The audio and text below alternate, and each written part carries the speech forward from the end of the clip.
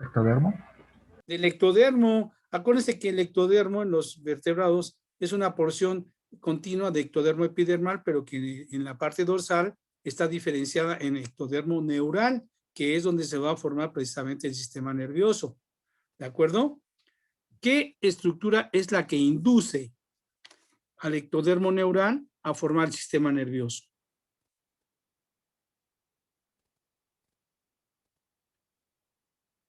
¿Quién lo induce?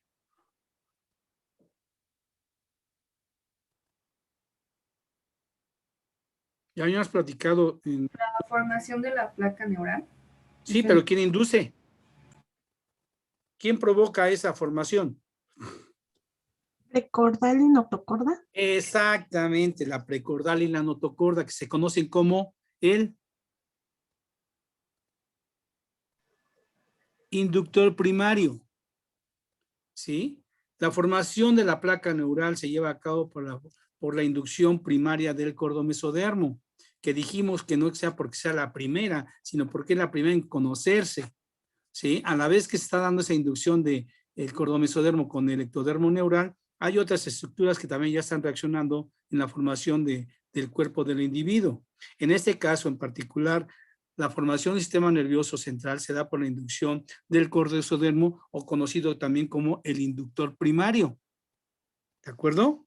Díganme, ¿qué funciones tiene el sistema nervioso central?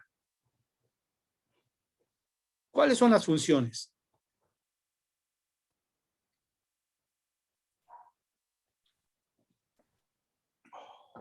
Transmitir información. ¿Cómo?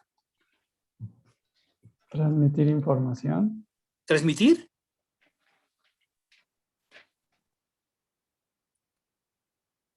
A ver, muchachos, de todos los que están ahí al pendiente, dígame, ¿cuáles son las funciones del sistema nervioso central? Es comprender la información y recibir estímulos que después nos den una señal para, pues, para poder protegernos sobre algún peligro. En pocas palabras, ¿en qué otra forma me lo puedes decir? Es el receptor de información. Exacto, muy bien. ¿Y esa información qué le hace? La transmite para poder Exacto, dar respuestas la integra, ¿sí? La procesa y como resultado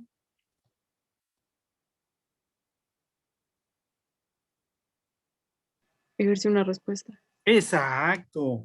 Esas son las funciones del sistema nervioso central. Es sensorial. Sensorial, ¿por qué? Porque recibe los estímulos del medio ambiente. ¿Por qué medio recibe los estímulos? ¿Cuáles Por son? los sentidos. ¿Cuál? Por los sentidos. Exactamente. ¿Cuáles son esos órganos de los sentidos? Olfato, vista, gusto, tacto. Ajá. Claro, exacto. Todas esas son estructuras que nos permiten establecer el contacto con el medio ambiente y recibir esos estímulos, o sea, sensorialmente hablando, ¿sí? Los integra en el sistema nervioso y como tal da una respuesta. Por lo tanto, las funciones del sistema nervioso son sensoriales, integradores y motores. ¿Sí? Recibe las sensaciones del medio ambiente, las procesa o las integra y da una respuesta, o sea, la función motora, da una respuesta a esos estímulos. También, ¿qué otra función tiene el sistema nervioso?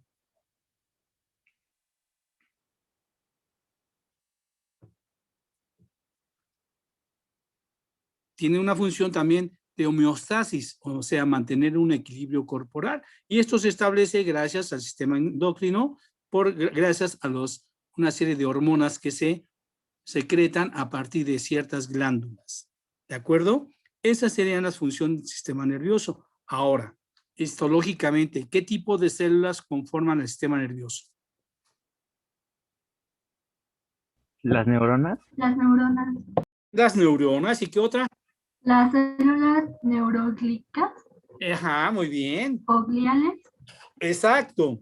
Esos dos tipos de célula son las que básicamente conforman el sistema nervioso central. Las neuronas y las neuroglia, o células de la glía. ¿Sí? Ambas células derivan de un precursor que son los neuroblastos. Por lo tanto, los neuroblastos desarrollan hacia las neuronas y a las células de la glía o la neuroglia. ¿De acuerdo? Ok, entonces ya vimos. El sistema nervioso central se establece a partir del ectodermo neural, gracias a la interacción inductora de lo que es el cordomesodermo. Tiene una serie de funciones que no son las que acabamos de describir: sensorial, integradora y motora. ¿Sí?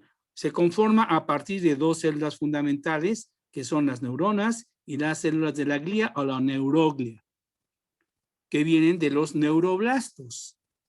¿Sí? ¿Alguna duda hasta aquí? ¿O alguna pregunta? No, profe. No. No, ok. Entonces, a lo largo de la revisión de los organismos que hemos visto, ya hemos mencionado cómo se forma el sistema nervioso a partir de la gastrulación. Sí, ya lo habían mencionado ustedes. El primer indicio en la formación del sistema nervioso es la... ¿Es qué?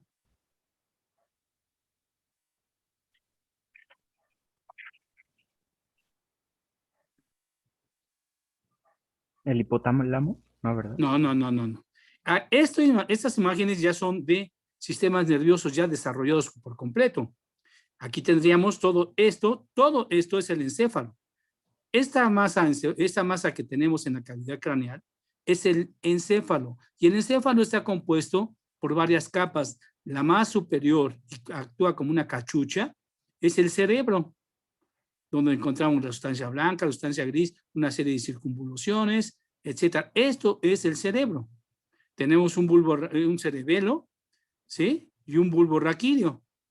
Entre otras cosas, también tenemos al encéfalo, que nos está conformando el tálamo, hipotálamo y epitálamo, donde encontramos ahí a la hipófisis, muy famosa entre nosotros, porque ya sabemos que la adenopófisis nos produce las hormonas gonadotróficas, etcétera, etcétera, que van, ya saben. Por eso es importante, porque ya ven, el sistema nervioso guarda una homeostasis, un equilibrio hormonal, un equilibrio en el organismo, gracias a la secreción de sus hormonas. Entonces, esto es lo que compone el encéfalo en la región craneal. El resto, el tubo que continúa, es la médula espinal.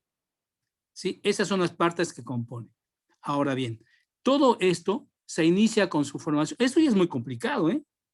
El estudio de esta estructura es muy complicada. Y no podría darse en un curso como en esto. Se tendría que dar varios cursos para poder explicar la estructura tan diversificada que existe en el sistema nervioso. Por lo pronto, solamente vamos a dar el inicio de su formación, y esa formación ya la hemos mencionado en otras clases. Se inicia una vez que se establecen las hojas blastodérmicas, el área neural se transforma ¿en qué?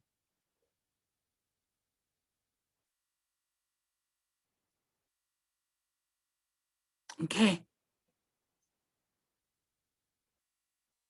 Ya lo saben todos. ¿En qué?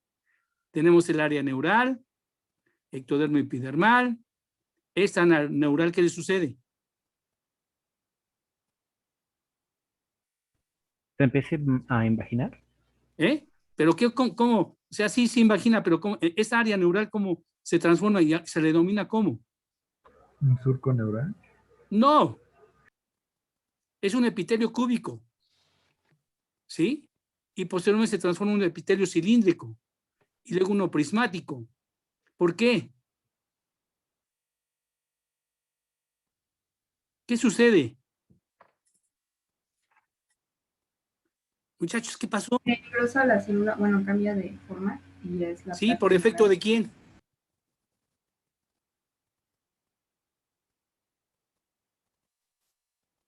¿Para qué eso sucede aquí? ¿Del inductor primario? Claro, el inductor primario actúa sobre el área neural y lo transforma de células cúbicas a células cilíndricas. Al formarse este cambio de células, Este engrosamiento se conoce como, ¿cómo se conoce? ¿Cómo? Placa neural. Placa neural. ¿Sí? El primer acontecimiento es precisamente el cambio de células cúbicas cilíndricas y se forma el engrosamiento conocido como placa neural. Esta placa neural ahora sí empieza ¿a qué? ¿A qué? A imaginar.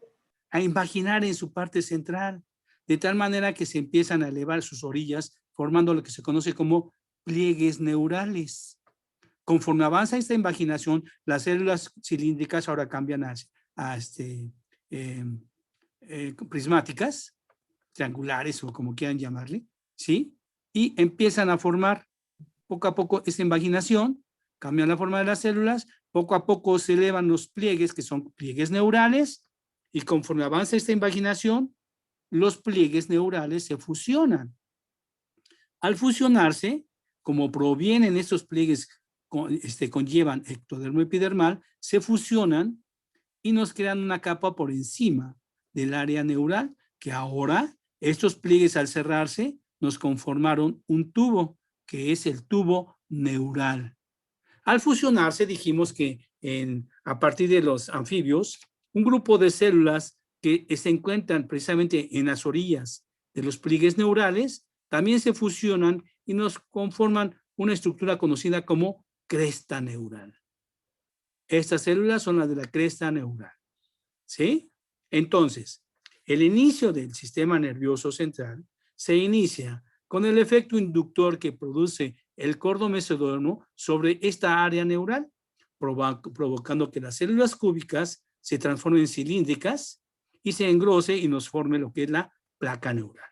Placa neural que empieza a invaginar, la forma de las células empiezan a cambiar nuevamente, la invaginación produce que las orillas se conozcan o se eleven y se conocen como pliegues neurales, que al cerrarse, ¿sí?, hace que se fusione ectodermo epidermal, se cierre y quede por dentro ya el tubo neural en la parte dorsal, a todo lo largo de la parte dorsal. Y un grupo de células también se fusionan y nos crean lo que se conoce como cresta neural. ¿Entendido hasta aquí? ¿Sí o no? ¿Algo que quieran preguntar, agregar? Por favor, indíquenme que están atentos. Si quieren, levanten la mano. Todo bien, profe. Aquí estamos. Sí, Sí, aquí están. estamos, profe. Bueno. Todo bien. ¿Hay alguna duda? ¿Ninguna? No. profe. Ok, entonces vamos a continuar. Eso que acabamos de mencionar está relacionado con los anfibios. Sin embargo, también es lo mismo que sucede con las aves. Por ejemplo, este ejemplo ya lo habíamos, esta imagen ya la habíamos visto cuando vimos el desarrollo de aves, en donde a partir precisamente de la gástrula que está sobre la yema, sobre el vitelo, ¿sí? Ya tenemos colocado al ectodermo, al mesodermo y al endodermo. Y nuevamente aquí tenemos la notocorda, que hace el efecto inductor sobre el área neural. El área neural responde y nuevamente cambian las células, se invaginan en el centro, se elevan los pliegues neurales y empiezan a fusionarse, de tal manera que al fusionarse, vean nuevamente, se cierra el tubo neural y se forma lo que es la cresta neural.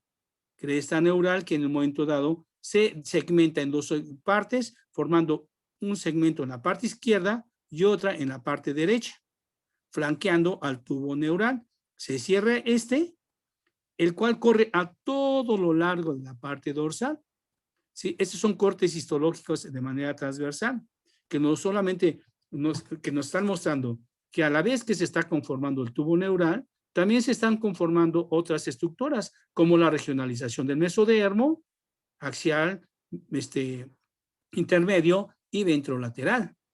La formación del tubo digestivo, como lo que vemos aquí en el endodermo, como posteriormente se cierra y nos forma el tubo digestivo.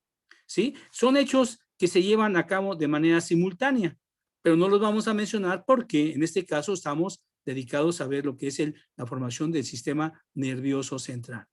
¿De acuerdo? Entonces, esta imagen correspondería a esta, en donde estamos viendo, estos serán los pliegues neurales lo del medio, este pequeño surco, es el surco neural, ¿sí? Los cuales los pliegues se empiezan a cerrar desde la parte media más o menos del embrión y luego corre el cierre hacia la parte anterior y hacia la parte posterior, ¿sí? Con esto, al formarse ese tubo, es un tubo recto en un inicio, lo mismo que podemos ver aquí, ¿sí? Tendríamos nuevamente el área neural en los anfibios, que al engrosarse forma la placa neural, cuyas orillas se empiezan a elevar poco a poco, formando los pliegues neurales. Esto sería la línea media, donde se va a formar el surco neural. Y vean, se empiezan a fusionar poco a poco los pliegues. Esta es la cavidad del surco, hasta que por fin se empiezan a cerrar. Se fusionan los pliegues neurales de la parte central hacia la parte anterior y hacia la parte posterior. En algunos, como en este caso en los anfibios, el cierre del tubo neural en la parte anterior es tardía, al igual que en la parte posterior.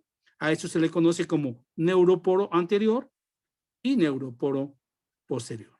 Son aberturas que quedan por el cierre tardío de estos puntos, pero posteriormente se cierran y queda el tubo sellado por completo. ¿Sí? Si nos damos cuenta, ese tubo es recto. Acuérdense, corre a todo lo largo de la parte dorsal del cuerpo. Volviendo hacia las aves, veamos, aquí tendríamos al tubo neural, ya habiendo sufrido algunas modificaciones que las vamos a mencionar ahorita. ¿Sí? Ese sería el tubo neural. Aquí, simultáneamente, en la formación del tubo neural, vemos cómo se está conformando esa estructura en forma de asa, que es el corazón. Las venas vitelinas que corren, entran y salen del cuerpo para poder satisfacer las necesidades energéticas porque ya están absorbiendo el vitelo. Hasta abajo, de color amarillo, ¿qué será esto? De color amarillo. Endodermo. El endodermo, que también se está conformando el tubo digestivo hasta la parte final. Y vean cómo el mesodermo empieza a conformar sus estructuras que parecen ladrillitos y se denominan somites. ¿Sí? Ok, entonces, volvemos al tubo neural. Habiéndose cerrado, dijimos que corre a todo lo largo. Este tubo neural, en sus inicios, empieza a ser, es un tubo recto, como lo vemos aquí, pero posteriormente ese tubo recto empieza a sufrir una serie de ¿qué serán? Invaginaciones en sus paredes en puntos determinados, para formar tres estructuras básicas que se conocen como vesículas encefálicas primarias. Son tres. La más anterior, que es esta, ¿sí? Se conoce como prosencéfalo. La intermedia se conoce como mesencéfalo. Y la posterior es el romboencéfalo. En otras palabras, podríamos mencionar que es el cerebro anterior, cerebro medio y cerebro posterior. ¿De acuerdo? Sigue siendo un tubo recto. El resto del tubo que corre en la parte dorsal del cuerpo es lo que va a formar la médula espinal, como lo vemos aquí. Una vez que se forman estas vesículas encefálicas, ahora nos dan origen estas mismas a dividirse y nos forma la vesícula anterior, que es el prosencéfalo, se va a dividir en dos, como lo vemos aquí, 1 y 2. La más anterior se conoce como telencéfalo. Inmediatamente después sigue el diencéfalo. El mesencéfalo queda como tal, no se divide, pero el rombencéfalo, el cerebro posterior, nos da origen a una vesícula que se conoce como metencéfalo y la de abajo y mielencéfalo. Hasta ahí. El resto del tubo que corre en la parte dorsal va a ser la médula espinal. Ahora bien, de aquí a acá son las estructuras que nos van a conformar lo que es el encéfalo. ¿Sí? ¿Cómo van a decir? Este es un tubo recto. ¿Cómo va a llegar ahí? ¿Sí? ¿Cómo va a llegar? Sí, está complicado. Sin embargo, vemos que aparentemente el inicio de la formación del tubo es muy simple. ¿Sí? Bueno, entonces, vemos aquí en este recuadro cómo cada una de las vesículas encefálicas secundarias nos da origen a ciertas estructuras que van a conformar el encéfalo. ¿Sí? Por ejemplo, el telencéfalo nos va a formar el cerebro, los lóbulos olfatorios, por ejemplo. El diencéfalo la retina. Al decir retina, ¿con qué lo relacionamos? Con los ojos. Exactamente, por lo tanto los ojos se van a formar a partir del Diencéfalo. ándele, muy bien. Aparte el diencéfalo, como lo vimos en el esquema, mantiene al tálamo y el epitálamo. ¿Sí? El mesencéfalo nos va a formar el cerebro medio. ¿Sí? Con estas características va a formar fibras, tractos de fibras. ¿Sí? Y el metencéfalo nos va a formar el cerebelo y el puente de Barolio. El mielencéfalo se va a continuar con lo que va a ser la médula espinal. ¿Sí? Estas son las vesículas encefálicas secundarias y algunas de las características que nos van a mostrar en la formación de su desarrollo. Veamos qué tenemos por acá. Eso ya lo vimos. Aquí hice un estereograma en donde muestra cómo poco a poco el tubo neural va cerrándose a diverso grado conforme la longitud del cuerpo, siendo el cierre más posterior más tardío en el posterior que en el anterior. Vemos además mesodermo al endodermo cómo se están conformando las estructuras. Aquí el mesodermo ya se regionalizó y aquí viene la formación del tubo digestivo, mientras el tubo neural está en conformación. Veamos. Ahora, estas vesículas encefálicas que se formaron y las vesículas primarias y las vesículas secundarias fueron llevadas a cabo por el efecto inductor del cordomesodermo. Este cordomesodermo, o sea, la precordal y la notocorda, actúan de diferente manera sobre el área neural, de tal manera que actúan a lo largo de ese tubo neural de diferente manera. La precordal actúa a nivel anterior, ¿sí? Formando precisamente lo que sería el prosencéfalo. Y ese inductor se conocería como inductor arquencefálico. Hacia el cerebro medio estaría actuando precisamente la notocorda, ¿sí? Y el inductor o la región del inductor se conoce como inductor arquencefálico. Chispas. Deuteroencefálico.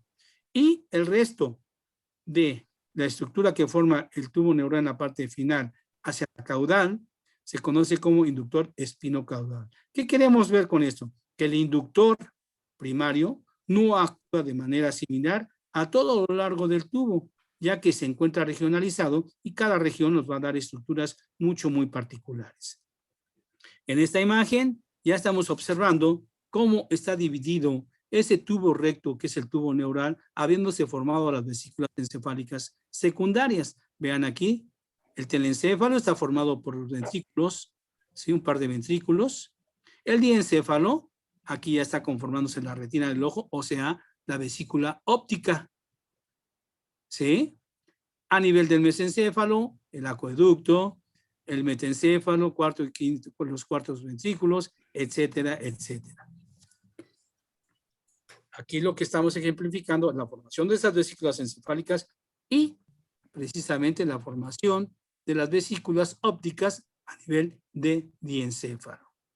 Ahora bien, la posición erecta de este tubo no se mantiene por siempre, de tal manera que posteriormente este tubo recto, aquí nuevamente tenemos las fases por las que ha pasado la formación del tubo, vesículas encefálicas primarias, aquí ya tendríamos las secundarias, las vesículas ópticas, y vemos nuevamente de ser un tubo recto, ahora empieza ese tubo a flexionarse.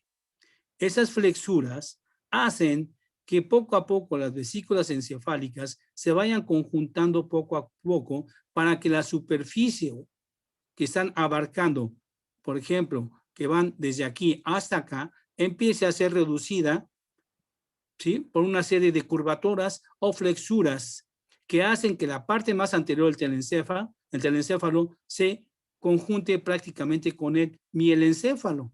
De aquí a acá, si nos damos cuenta en la siguiente imagen, vemos que este telencéfalo que está aquí se ha prácticamente conjuntado con la vesícula encefálica que viene hasta atrás, que sería el mielencéfalo. Con esto, el volumen o la superficie que abarcaba en un momento dado este tubo neural se ha reducido. ¿Por qué? Para que el encéfalo, a final de cuentas, adopte la forma definitiva de la caja craneal del individuo en cuestión. Estas flexuras, ¿sí?, se conocen, son 3 las flexuras que se llevan a cabo hasta alcanzar esta posición. La primera es la cefálica, la flexura cefálica. Esta flexura cefálica se lleva a nivel del mesencéfalo, ¿sí? Hace que la parte anterior se curve hacia adentro, digamos hacia el pecho, y empiece a inclinarse poco a poco. Sería la cefálica. Se forma a nivel del mesencéfalo. La siguiente sería la cervical, aquí está. Se forma a nivel de mielencéfalo y médula espinal. ¿Sí? Al hundirse esto, esta porción hace que esto poco a poco se acerque hacia acá, para que posteriormente la pontina, que se lleva a cabo a nivel de mesencéfalo y metencéfalo, hace que se conjunte esto y se peguen prácticamente. Como resultado de esas curvaturas o flexuras, vamos a ver cómo poco a poco la parte anterior se está conjuntando con la parte posterior hacia el mielencéfalo. Vean aquí cómo sigue la continua, la flexura. Vean cómo la parte anterior se está acercando a esta para que posteriormente se fusionen todas las vesículas que están implicadas en eso con las flexuras y nos den este volumen, esta superficie, la cual es muy reducida en comparación a lo que teníamos anteriormente. En este caso estamos ejemplificando las flexuras que están conformando en los humanos. Vean, después de tener este tubo neural con sus vesículas separadas o muy alejadas entre sí, gracias a las flexuras cefálicas se van conjuntando hasta darle la forma definitiva de acuerdo con la caja craneal del organismo. ¿Sí? Aquí ya no se notan, sino que se está ya conjuntando las vesículas encefálicas de tal manera que nos da como resultado la formación del encéfalo conformado por el cerebro, ¿sí?, el acueducto y el bulbo raquídeo, como lo vemos aquí, ¿sí? Esto sucede en los humanos fundamentalmente, pero no todos sufren esas modificaciones, esas flexuras, porque no todos tienen la misma forma craneal. Por ejemplo, en los peces, pues no se llevan a cabo esas flexuras. En los lagartos, ligeramente. Pero en las aves ya se empieza a notar precisamente esas flexuras y no se diga en los mamíferos. En fin, de las flexuras es adaptar la masa encefálica a la cavidad craneal. ¿Sí? Y obviamente el desarrollo del encéfalo pues, continúa para dar todas las estructuras que normalmente conocemos a partir del conocimiento del encéfalo humano o sistema nervioso humano. Esta es en la región cefálica, pero todo esto continúa por la médula espinal y ya de ahí se derivará el sistema nervioso periférico, el autónomo, etc. ¿De acuerdo? ¿Hay alguna duda? ¿Alguna duda, muchachos? ¿Algo que quieran preguntar? ¿Algo que quieran agregar? Yo solamente podía Dígame. repetir, por favor, el otro nombre que le había dado al inductor primario. Al inductor primario, ¿cómo le di? Cordomesodermo. Sí, gracias. Ese es el cordomesodermo. ¿De acuerdo? Acuérdate que, por ejemplo, en el anfioxo solamente encontramos la notocorda, pero ya a partir de los peces y los demás se encontraron la precorda, notocorda, etcétera, que se forman a partir también de mesodermo. Por eso se le llama cordomesodermo. ¿Sí? Sí, gracias. Muy bien. Sí, dígame. ¿Cuál es el nombre de la tercera flexura? La tercera flexura, como no, aquí la tenemos. La primera es la cefálica, la segunda es la cervical y la tercera es la pontina. La cefálica se forma a nivel del ¿cómo dijimos? La cefálica se forma a partir de mesencéfalo, la cervical a partir de mielencéfalo y médula espinal, y la pontina se da a nivel de metencéfalo y mielencéfalo. ¿Sí? Esas son las 3 flexuras que se presentan para ir inclinando poco a poco el tubo neural y que obtenga la forma definitiva, como lo vemos aquí. Gracias, profe. Sí, ok. Entonces, ¿no hay ninguna otra duda, muchachos? ¿No? ¡Contesten! No.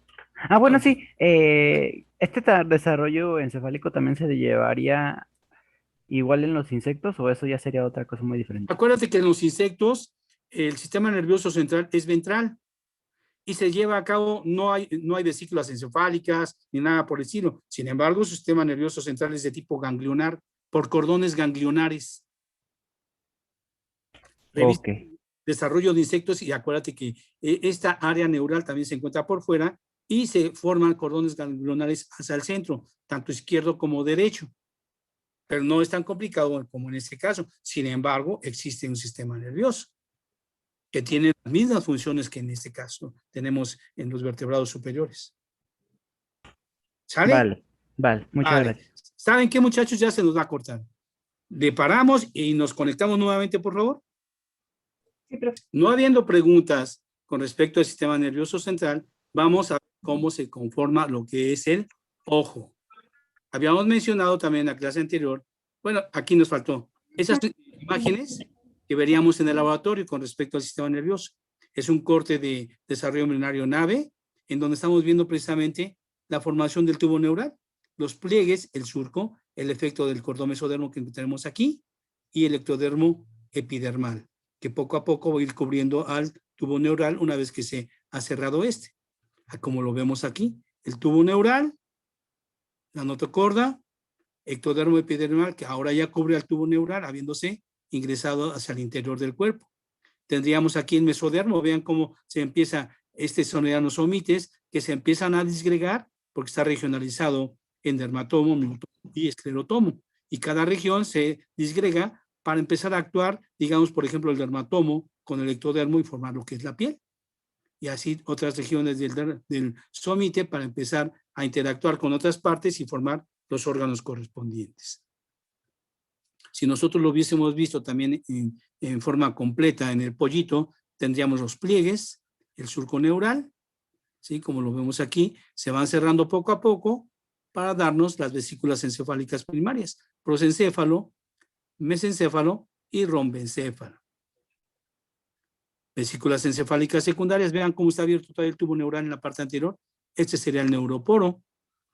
Vesículas encefálicas secundarias, ¿sí? Aquí tendríamos el encéfalo, diencéfalo, mesencéfalo, metencéfalo y mielencéfalo. Y el resto sería la médula espinal, franqueada por los tabiques somíticos, o sea, mesodermo axial.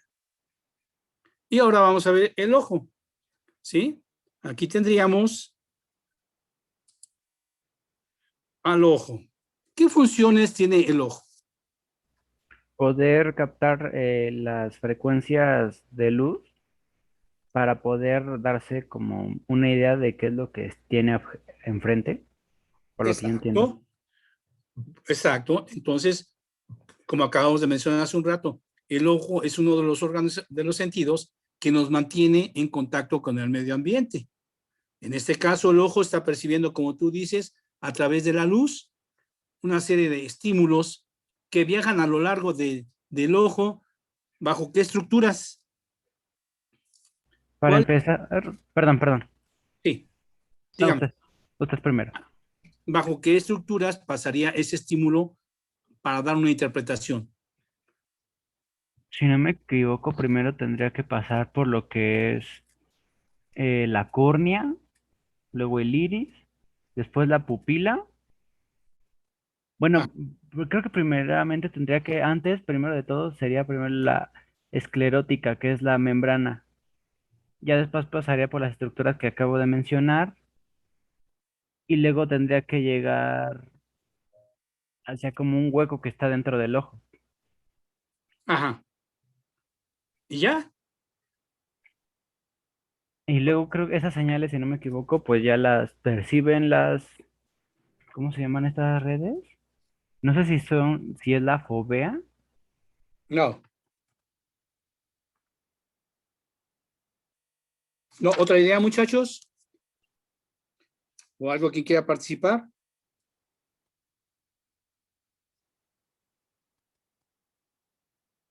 ¿Nada?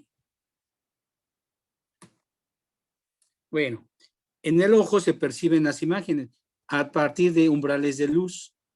Esas cantidades de luz penetran hacia el ojo, como dijo su compañero. Hay una serie de estructuras accesorias del ojo, que en este caso son los párpados, las cejas, las pestañas, pero esencialmente las estructuras que participan en la función del ojo son de afuera hacia adentro es la córnea, el cristalino, la retina que termina en el nervio óptico, que se comunica con el sistema nervioso central. A su vez, la retina nos conforma lo que es el iris, que es el único músculo neural que se forma en todo el cuerpo. Y ese iris es lo que conforma la pupila. Esa pupila que es un diafragma que regula la cantidad de luz para entrar hacia el ojo. ¿Sí? Esas son las estructuras fundamentales que conforman la función del ojo. ¿De qué tejido se forma o de qué hoja embrionaria se forma el ojo?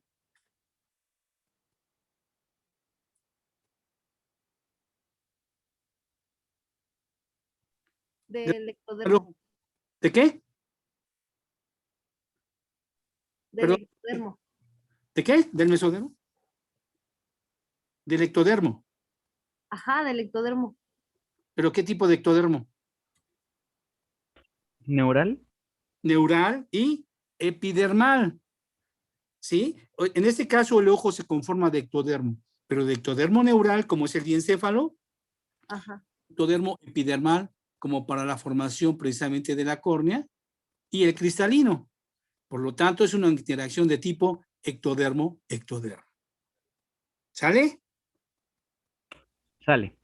Ok, vamos a ver. Acuérdense, estamos viendo solamente la formación inicial del ojo. Veamos. Aquí tendríamos el ejemplo de un ojo en un corte sagital, en donde estamos observando las estructuras principales. La luz viene, obviamente aquí está, como es una información del ojo, todavía no está abierto el párpado, viene la luz y encontramos a la primera estructura, que es la córnea. Pasa el haz luminoso y pasa a la siguiente estructura, que es el cristalino. El cristalino también es otra lente. Todas estas son lentes, córnea, cristalino, son lentes que permiten el paso de la luz. Pero ese paso de luz, al pasar por el cristalino, es regulada por ese par de estructuras, que es el iris, y son músculos que provienen precisamente de la retina. Este punto y este. ¿Sí? Este iris es un músculo, como dijimos, que actúa como un diafragma, haciéndose grande o haciéndose corto, que es lo que conocemos como pupila. Continúa el haz de luz y va a dar hacia las paredes internas del ojo, que es lo que le faltó a otro compañero, que es la retina. Esta retina está dividida en dos capas, la retina neural y la retina pigmentaria. Retina pigmentaria, ¿por qué? Porque está llena de melanocitos que se formaron a partir de la cresta neural. Es lo que me faltó mencionar en el sistema nervioso central, que la cresta neural es muy importante porque nos provee o facilita la formación de melanocitos o células pigmentarias, que en otros organismos conforman pigmentos, ¿sí? Como xantóforos, iridióforos, etcétera. Eso proviene de la cresta neural, ¿sí? Y la cresta neural también participa en la formación de ganglios, esqueleto, tejido conjuntivo. Eso me faltó mencionar en el sistema nervioso central, perdón. Pero ahorita se presente, es oportuno, porque en la retina, que tiene dos capas, la retina pigmentaria está llena de melanocitos o células pigmentarias que provienen de la cresta neural. Y la capa interna es la retina neural, porque tiene varias capas de células nerviosas que van a percibir el estímulo luminoso y lo van a transmitir a lo largo del nervio óptico. ¿De acuerdo? Estas serían las estructuras principales que intervienen en la función del ojo. Hay otras, como las accesorias, como dijimos, el párpado, las cejas, las glándulas lacrimales, ¿sí? Y por fuera tendríamos la parte blanca que se conoce como esclerótica. Pero entre la esclerótica y el ojo existe la coroides, puro tejido conjuntivo, al igual que la esclerótica, es la parte blanca que protege y es muy resistente porque tiene fibras de, se me pasó, son fibras de proteína, ¿sí? Fibras colágena también, y le dan la dureza y protección al ojo por fuera. Pero esas no intervienen en la función del ojo, en la función visual. ¿De acuerdo? ¿Sí me expliqué? Sí. Ok. Sí, profe. Como ya todos dijeron que sí, vamos a continuar. Entonces, todas esas estructuras vamos a ver cómo se forman. ¿Sí? Iniciamos. Veamos. Estas serían las vesículas encefálicas secundarias a partir del tubo neural. Dijimos que a nivel del diencéfalo, las paredes laterales crecen y forman dos estructuras que se conocen como vesículas. ¿Vesículas qué? Ópticas. A ambos lados. Si lo vemos por dentro, vemos que estas vesículas ópticas crecen a partir de la pared del tubo neural, formando un par de surcos de la vesícula óptica o surcos ópticos, que serían estos, que crecen y van a crecer hacia la pared, hacia los lados del tubo neural hasta hacer contacto con la pared interna de lo que es el ectodermo epidermal. Solamente esta es una porción de esta, o sea, si nosotros cortamos aquí, vamos a ver esto nada más. Y vamos a seguir el ejemplo. Lo mismo va a pasar obviamente del otro lado, pero vamos a continuar con un solo lado para ejemplificar. Entonces, tenemos la vesícula óptica formada de ectodermo neural, si lo vemos está de color verde. Neural porque viene del diencéfalo.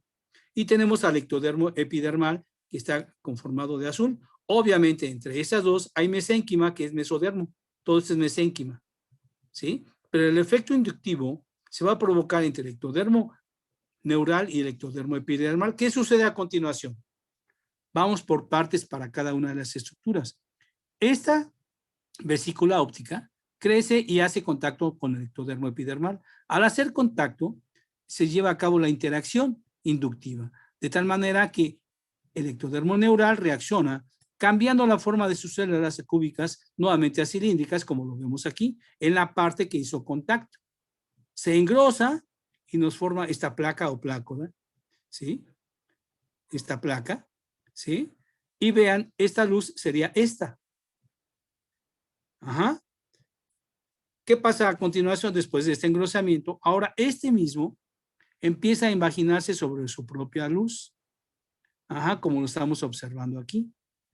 De tal manera que poco a poco esta invaginación invade por completo la cavidad de la vesícula óptica que originalmente se encontraba. La parte más engrosada se invagina, mientras que la continuidad de esta vesícula óptica es más delgada, como lo vemos aquí. Se sigue invaginando de tal manera que se nos forma una estructura de copa, esta, que es la copa óptica. Copa óptica que conforme sigue invaginando, ¿sí? Nos forma esta estructura de doble capa.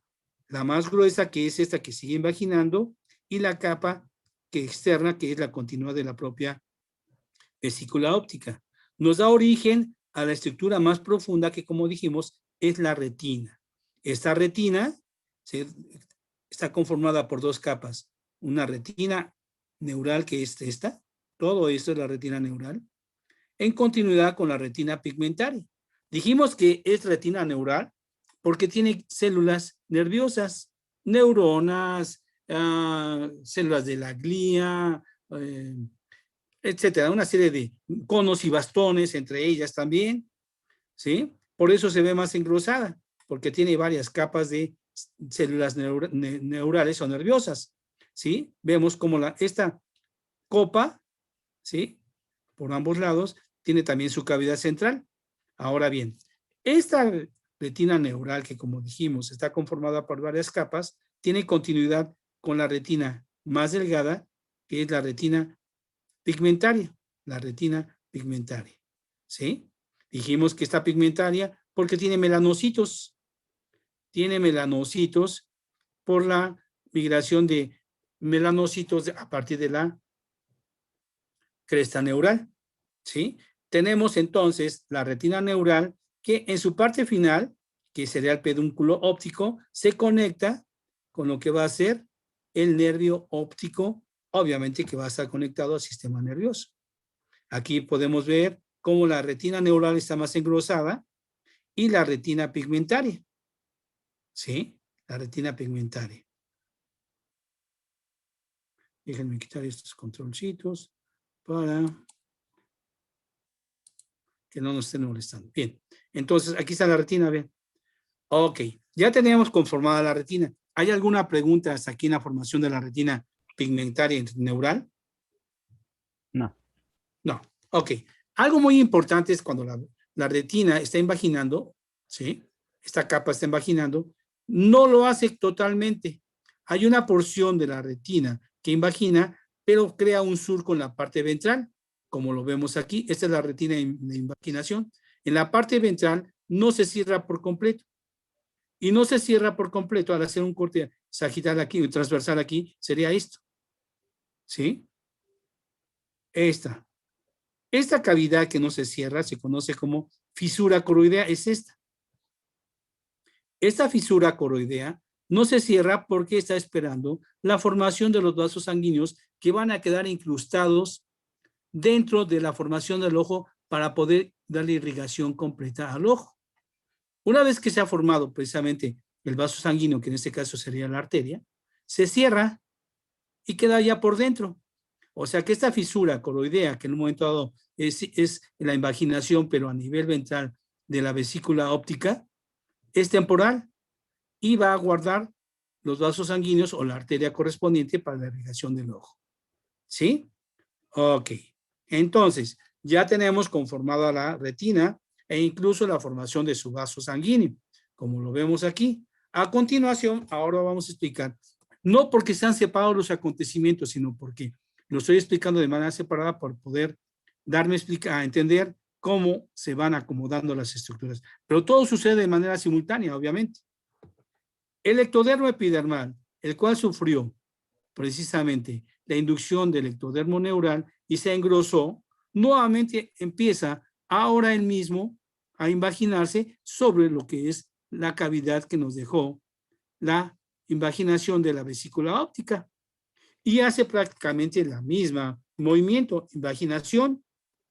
Las orillas en este caso se empiezan a encontrar una a la otra para fusionarse y al fusionarse separarse del ectodermo epidermal. Al encontrarse estos dos pliegues se cierran y nos forman una estructura, ¿sí? Esta que se conoce como cristalino. Ajá. Y el resto del ectodermo epidermal se cierra, como lo vemos aquí. Se cierra. El efecto inductor del cristalino, junto con la retina neural sobre el ectodermo epidermal, provocan un nuevo engrosamiento que nos va a conformar lo que es la córnea. ¿Sí? De esta manera, la córnea, también conformada por ectodermo epidermal, es una lente por la cual la luz viene, entra primero por la córnea, se continúa por el cristalino, se continúa por la retina neural, la retina pigmentaria y pasa al nervio óptico para que en el sistema nervioso central sean interpretados los umbrales de luz, dándole una respuesta que puede ser una imagen, un color, etcétera. Mientras esto sucede, acuérdense que también el crecimiento de las orillas de la retina, ¿sí? Es esto, y se conoce como iris, ¿sí? El crecimiento de la retina, tanto neural como pigmentaria, crece y nos forma un par de músculos que actúan como un esfínter, abren y cierran. Esa abrir y cerrar provoca la formación de una abertura conocida como pupila y queda rodeando exactamente al cristalino. ¿Sí? Ese iris es importante también porque como contiene células pigmentarias, le da el color a los ojos. O sea que el color de los ojos está determinado por los colores de pigmentación que existen en el iris, ¿sí? Y acuérdense, el iris nos da origen precisamente a lo que es la pupila que rodea al cristalino. Ahora, veamos. El cristalino actúa como una lente, que en un principio, estas serían las capas de la retina neural, en donde vemos varias capas de ellas. Dentro de esto vemos células de conos y bastones, células bipolares, fotorreceptoras, ganglionares, etc. Por eso es mucho más gruesa que la pigmentaria. Ahora, veamos. El cristalino, nosotros lo estamos observando aquí, pero ya viendo una fase avanzada. El cristalino en su forma inicial es un círculo, una caniquita, una canica, digamos, que en su parte interna, en su pared interna, está conformado por células cúbicas, como lo vemos aquí. Todas estas células cúbicas rodean la pared interna del cristalino. Estas células cúbicas en un momento dado empiezan a migrar hacia el ecuador, hacia la parte media. Al llegar al ecuador, estas células empiezan a sufrir un desarrollo en su citoplasma de una proteína que se conoce como cristalina. Como su nombre lo indica, esta proteína es translúcida y se distribuye a todo lo largo de su citoplasma. Al distribuirse, la célula cúbica original se alarga formando fibras con todo el citoplasma de cristalina, ¿sí? Al conjuntarse todas estas células, forman como capas, como de cebolla, y todas son translúcidas. Los núcleos degeneran y las cristalinas persisten, formando capas alrededor, precisamente, de lo que será el cristalino, ¿sí? Como lo vemos aquí. Al ser translúcidas, actúa como una lente que permite el paso de la luz, pero regulada por el esfínter, que es la pupila, o el iris. ¿De acuerdo? Eso sería lo que es el cristalino. Posteriormente, ese cristalino, como mencionamos, junto con la vesícula, retina, actúan nuevamente sobre el ectodermo para formar la siguiente capa, que es la córnea. Y esta córnea está conformada por una serie de capas que se van formando poco a poco, ¿sí?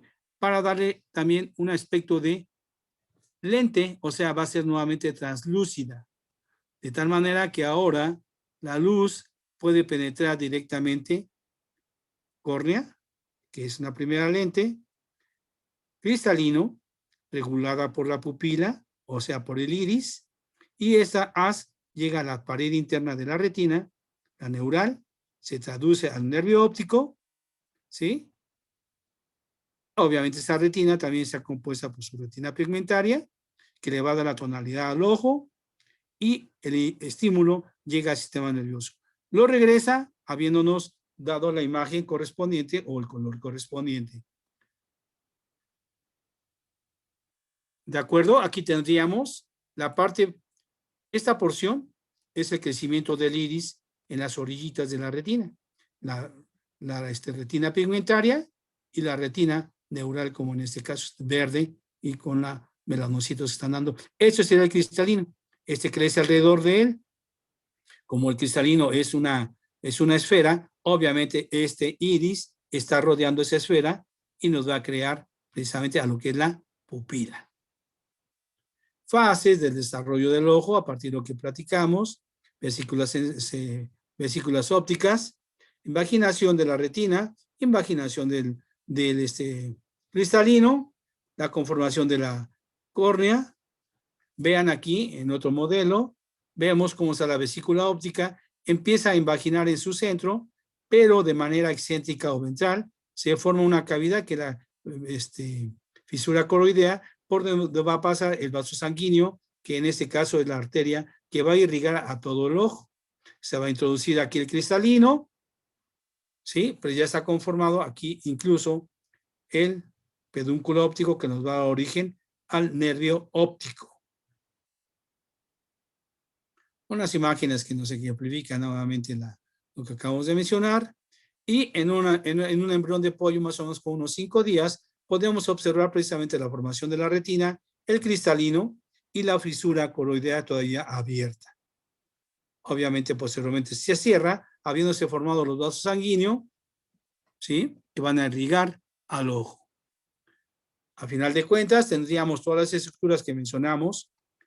Córnea, cristalino, vean las fibras que se forman a partir de las cristalinas, o sea, las proteínas que se desarrollan a nivel del citoplasma de las células cúbicas que después se alargaron, sería el cristalino. Esta sería el iris, vean, sería el crecimiento del iris a partir de la retina, tanto pigmentaria como la retina neural. ¿Sí? ¿Alguna pregunta hasta aquí? No. No. Ok. ¿Cuáles son las principales estructuras que forman el ojo en cuanto a su función?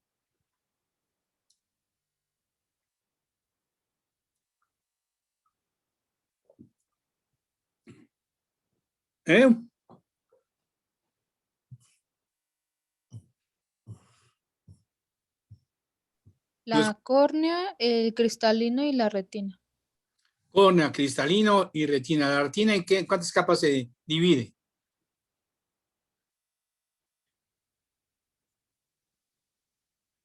¿Por qué pigmentaria?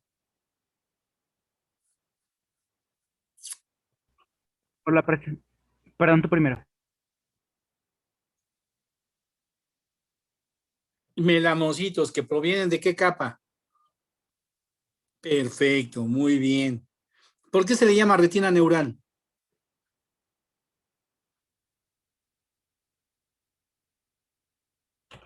Porque los estímulos que recibe irán al sistema nervioso. Sí, además la retina neural está formada ¿de qué?